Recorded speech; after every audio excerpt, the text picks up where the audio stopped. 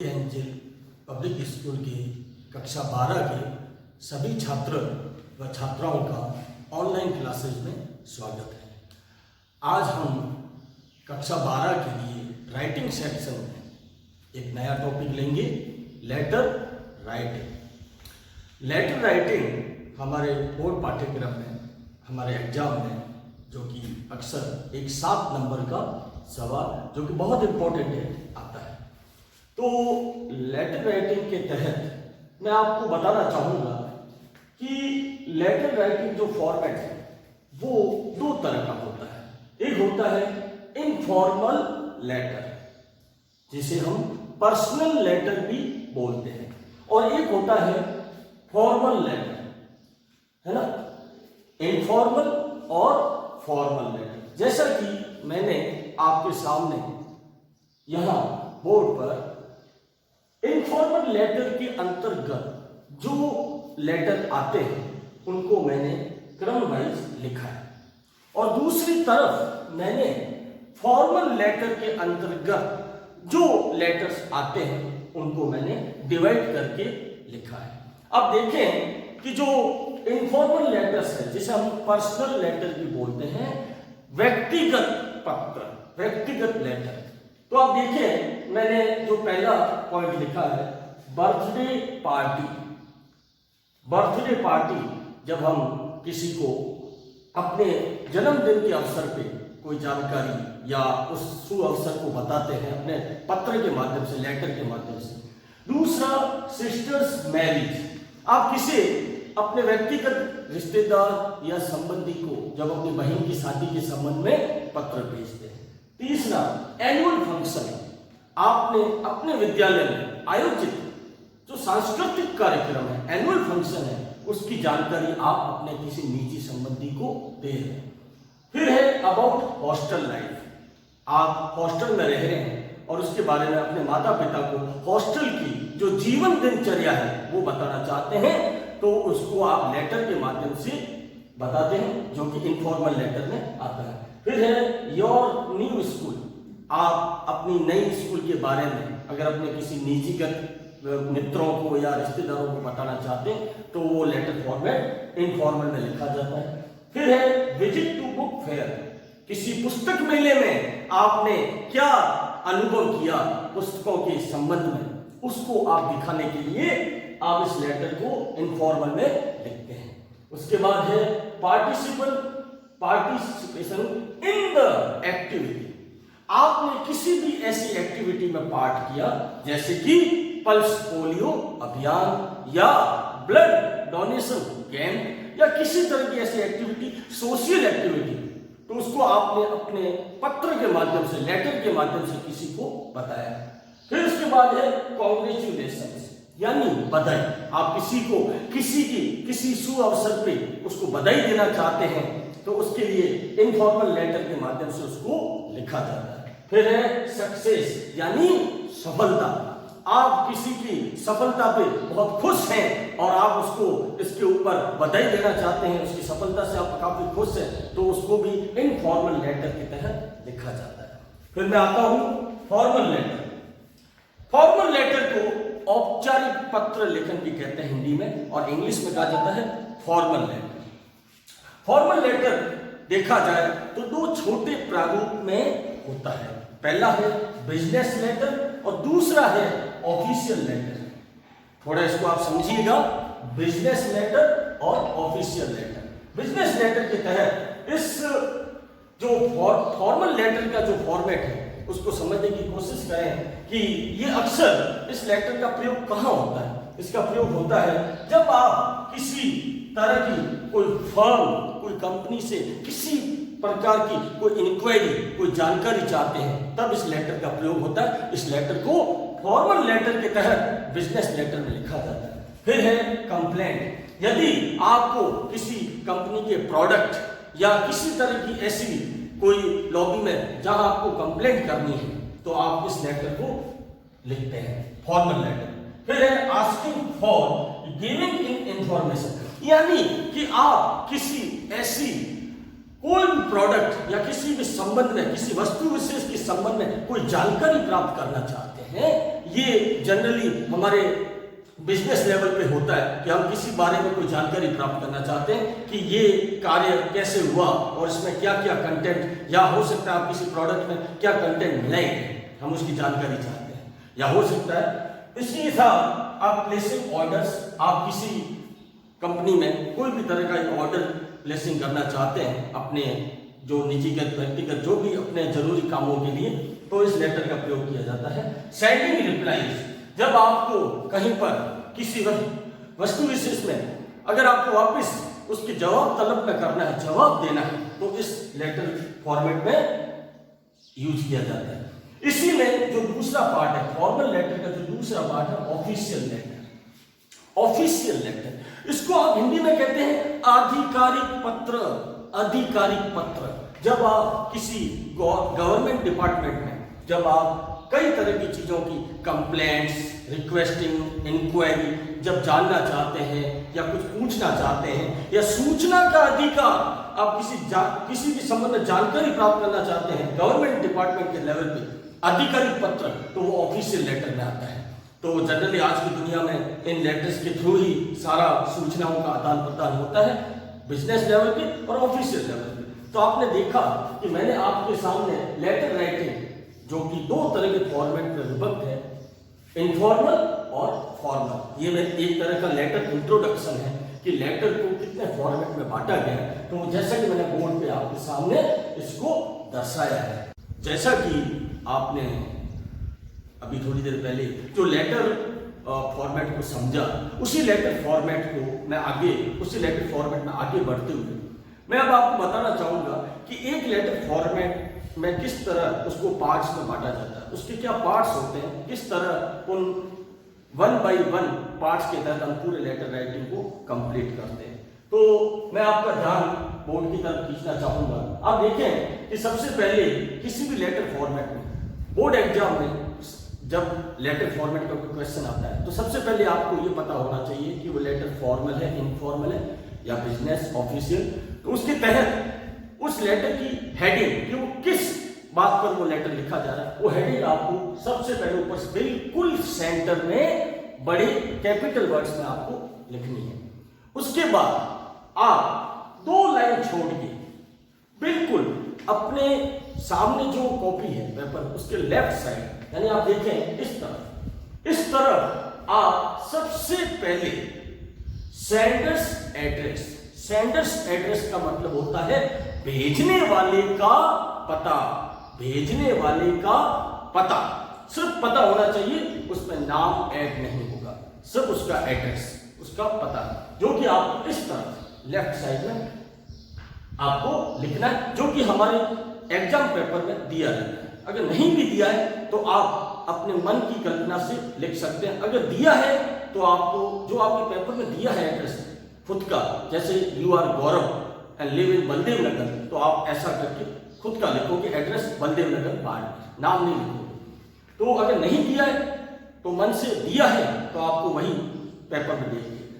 तो ये आपका सबसे पहले सेंडर्स का एड्रेस हो जाता है। फिर उसके बाद आपको एक लाइन छोड़, एक लाइन उसके जस्ट उसके नीचे एक लाइन छोड़ के आप डेट लिखोगे। डेट लिखने के कुल 4 तरीके होते हैं, जो कि मैंने आपके सामने बोर्ड पे लिखे हैं। पहला देखें, इस डेट की आप डेट लिखने का तरीका देख रहे हैं। पहला तरीका देखें, दूसरा तरीका देखें, तीसरा देखें और चौथा। आप चाहें तो इसमें महीने का नाम चेंज हो सकता है, जो डेट की डिजिट है वो चेंज हो सकती है, और जो ईयर है, जो साल है, वो चेंज हो सकता है। लेकिन जो तरीका है लिखने का, आप बहुत ध्यान से देखें कि मैंने यहाँ पे OCT, फिर उसके बाद पॉइंट और 15 कॉमा करके मैंने ये सन लिखा है। आप इसको बहुत ध्यान से देखें। इन चारों में से कोई भी एक डेट फॉर्मेट को आप सीख लें कि इस डेट को हमें डेट को इस तरह लिखना है। बिल्कुल सेंडर्स एड्रेस के नीचे एक लाइन छोड़ के, 2 लाइन नहीं, सिर्फ एक लाइन का गैप होना चाहिए। फिर मैं आपके सामने तीसरी बात जो करने चाहूंगा कि जब हम अक्सर छात्र जो गलती करते हैं वो करते हैं सैल्यूटेशन। सैल्यूटेशन का मतलब होता है अभिवादन।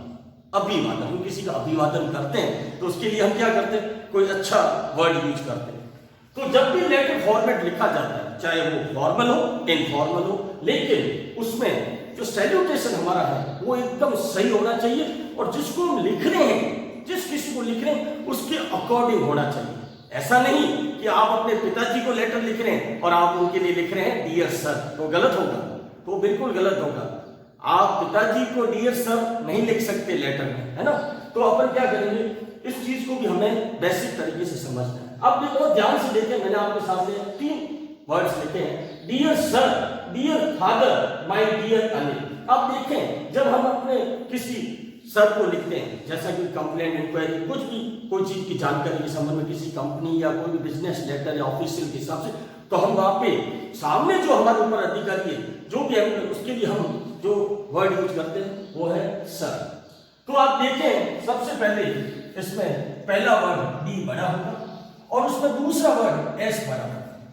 ध्यान रखें ये बहुत छोटी छोटी बातें जिससे हमारे अक्सर नंबर कट जाते हैं। पहला वर्ड डी बड़ा होगा और इसका एस बड़ा होगा। यदि हम फॉर्मल लेटर के हिसाब, इनफॉर्मल लेटर के हिसाब से जब हम अपने किसी व्यक्तिगत निजी फादर मदर या किसी रिलेटिव्स को, कलीग्स को जब लेटर लिखते हैं तब उसको संबोधित करने के लिए, जैसे हम पिता को लिख रहे हैं फादर को, तो फादर तो आप देखें डी का डी बड़ा, फादर का एफ बड़ा। उसके बाद आप देखें यदि आप अपने किसी मित्र को लिखें तो देखें सबसे पहले उससे करीबी रिलेशन दिखाने के लिए हम माई लिखते हैं तो माई का एम बड़ा, लेकिन बीच वाला जो वर्ड है डियर उसमें सारे वर्ड छोटे होंगे, स्मॉल होंगे, है ना। और जो तीसरा वर्ड है अनिल, अनिल सुनील कोई भी हो सकता है, तो उसका पहला वर्ड बड़ा होगा। ये बहुत करीब से देखा जाता है, एग्जामिनर इन चीजों को बहुत नोटिस करते हैं।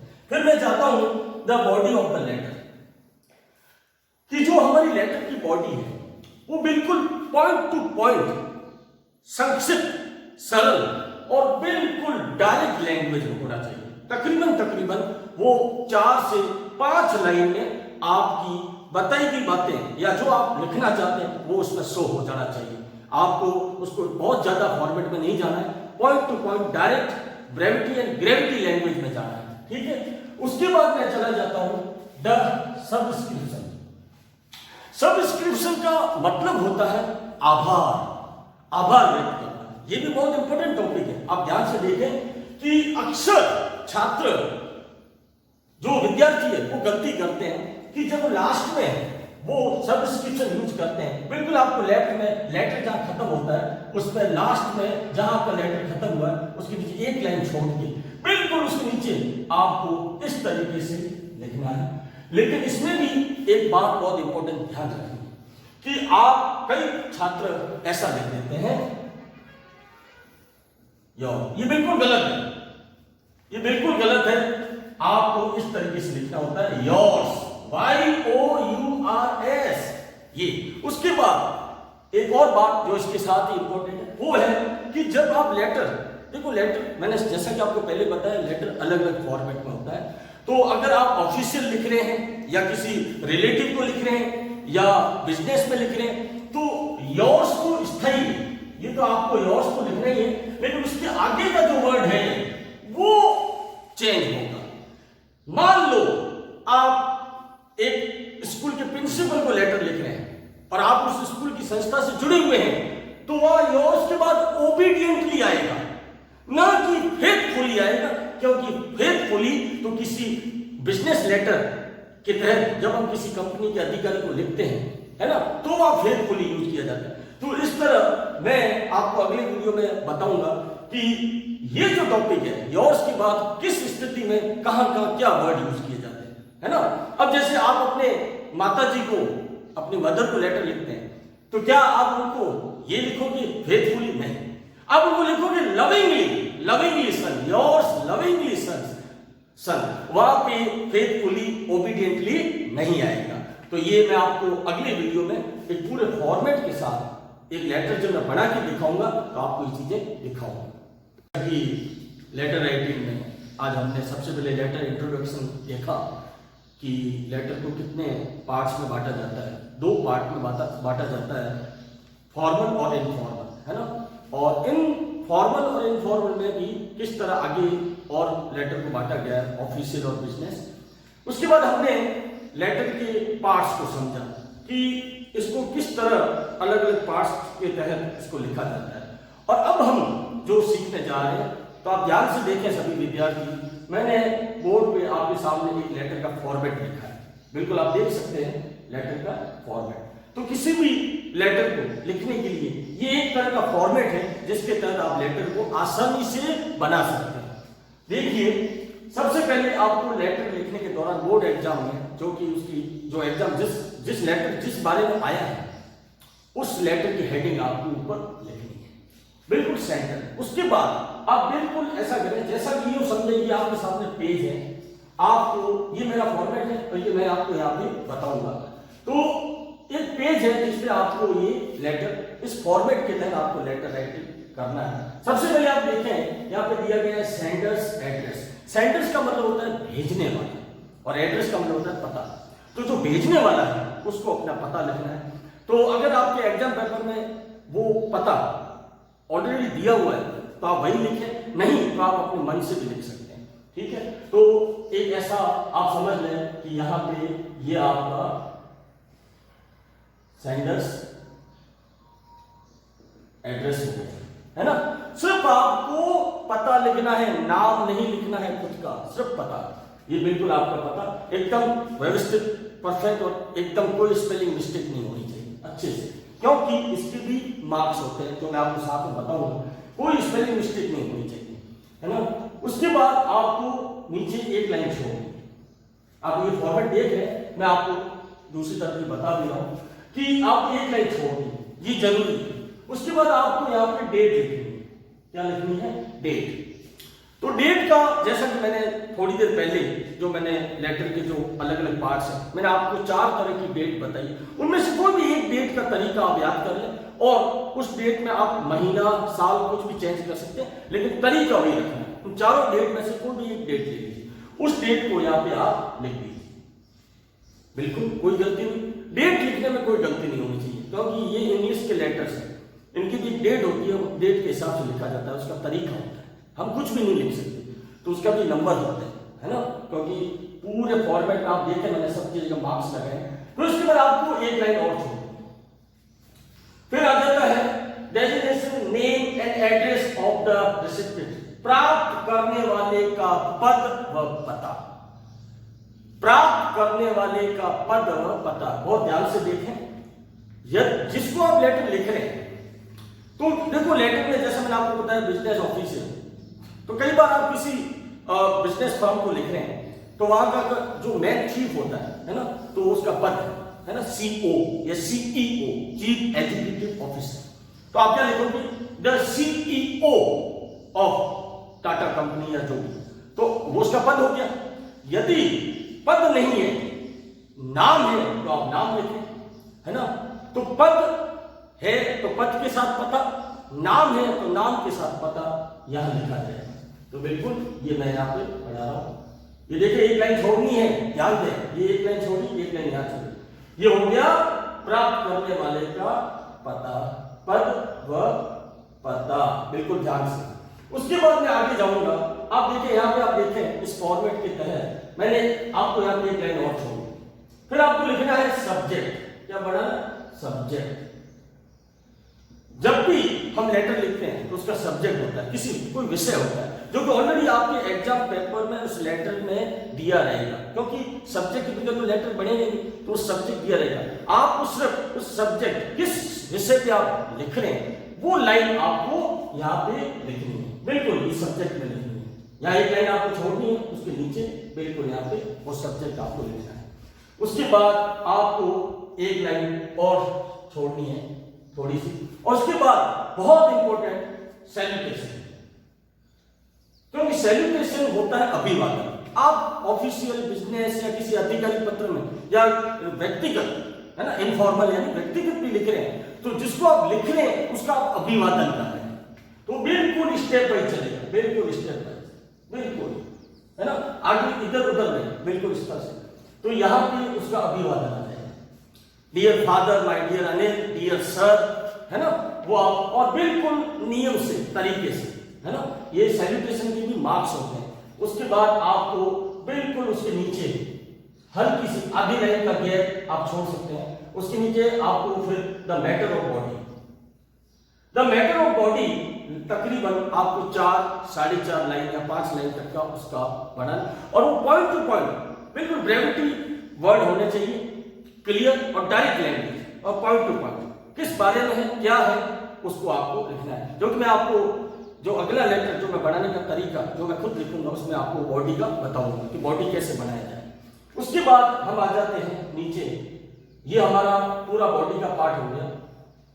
उसके नीचे आपको एक लाइन छोड़नी है और फिर आपको लिखना है द सबस्क्रिप्शन, जो आप देख सकते हैं यहाँ पे 7वें नंबर पे दिया गया है। सबस्क्रिप्शन का मतलब होता है आभार।